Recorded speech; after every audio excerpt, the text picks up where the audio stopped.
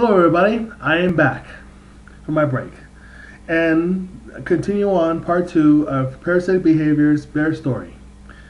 Now, as I was saying before I went on my break, I was saying, of course, financial, teachers, mentors, and sponsors and so forth that I went with when I was actually growing my online businesses and learning the ropes and so forth.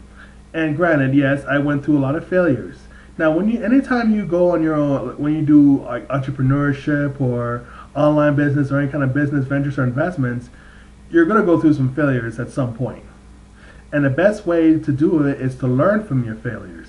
And so one of the key things that I've learned from my failures, is to, first of all, start asking more questions, start demanding more answers that are clear cut versus either vague or whatever the case may be. Because because I went with, like I said, sponsors and mentors that simply were BS, and a lot of it's too. So you have to look at their lifestyles too. And I was so focusing on earning the money and the passive income that I did not look at their lifestyle, and I look at how they live their lives and so forth. And once I really got a chance to see through how they live their lives and so forth, I decided to, it was time to move forward and just start either picking a different partner or picking different people. But in order for me to do that, though, I had to change myself. I had to really take a deep look at me within myself, and I had to change it. And so one of the key things of changing yourself is to ask yourself, what is it about me that's attracting all of this, and how do I change it? What do I need to do? And so there's various forms that you can do it. I mean, you can see hypnotherapists for that. You can, it all depends on what you want and how you want it done. You can, like I said, meditate and pray for your higher guidance of your guides or angels or whatever the case to, help you with it. You can do shamanic journeys. There's all types of help that is out there. You just have to really find out what is it that you want to change yourself and take action and do it. And do it all the way. Don't hold yourself back. You need to go for it. And I know changes is not comfortable. I'm telling you that right now. I know it's very uncomfortable. I've lost a lot of things. I've lost a lot of friends, as well as material. But you know what? When you really go through it, and you go through all these changes, and you actually go through the discomforts as well as the comforts of it, you're gonna be fine. You're gonna be stronger than ever. I know it because I've been through it. Like I said, I lost a lot of friends and I lost, a lot of material things, but it's all worth it. You just have to know what price you're willing to pay in order for rewards you're willing to get. Which also comes down to nothing is free, like what Rainbow says. Everything in this universe is a trade-off, as one would say. There's no free lunch. At the same time, there is also rewards as well as consequences. It's all a matter of what you're willing to pay for all the rewards you're going to get. I mean, it's all a matter of what is worth it for you.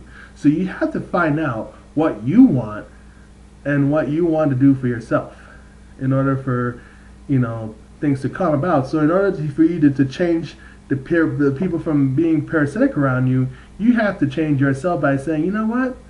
I'm not a parasitic person, and I will not allow any more parasitic behaviors or patterns to come to my life anymore. You have to change that. You have to put your guard up and say, you know what? I need to put my boundaries. I need to set ground rules. I need to, make my choice who I talk to, who I don't talk to.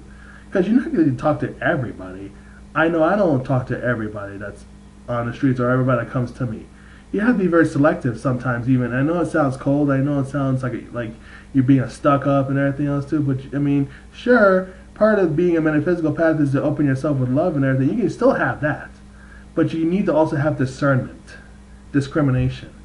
That's all it is. You just need to have, because once you have that, then you can then just, really be able to attract those that you really want to help and those who want to help you.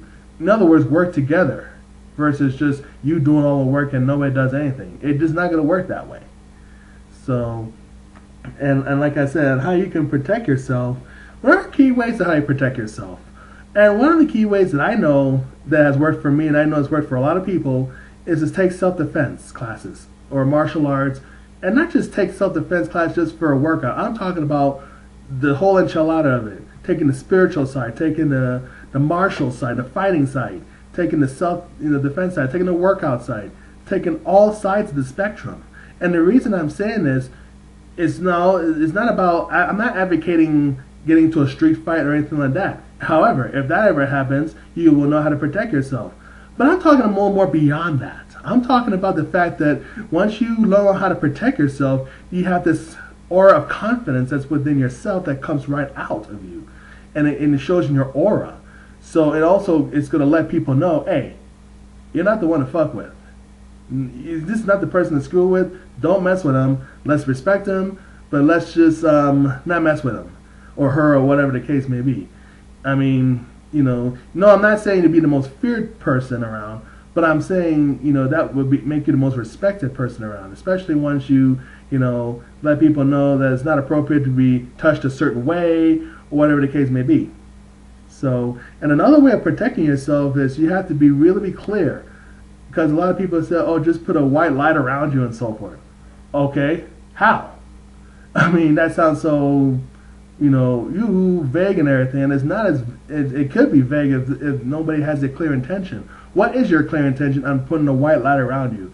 Is it just to shine, to look pretty, or is it the way to ward off certain negativity? You have to be really clear on your intentions on what you want to do with it. I mean, do you want to put the white light around you just enough so you could be strong enough, and then some parasitic entity just runs into it and gets shocked? Something like that. It's kind of like it kind of reminds me of a movie called A Bug's Life. When the light was on and this one bug was always like, oh yes, there's a light. Let it go. Ah! And he falls down and he gets hurt. Or do you want to be the fire that you could attract a moth, and the moth just runs it and it gets burned? You have to put out your attention on how you want your light to be. You understand? How you want your protection to be. You just have to know, do you want to get hurt yourself, or do you want them to get hurt in the process, or you just want them to just be away from you without anybody getting hurt? It's all a matter of how you want to do it. So you have to put your real clear intention on how you want to protect yourself. You just have to know ahead of time and plan ahead of time and live it too. You have to, and also as far as the way you live your lifestyle too, you have to have a conditional love for yourself.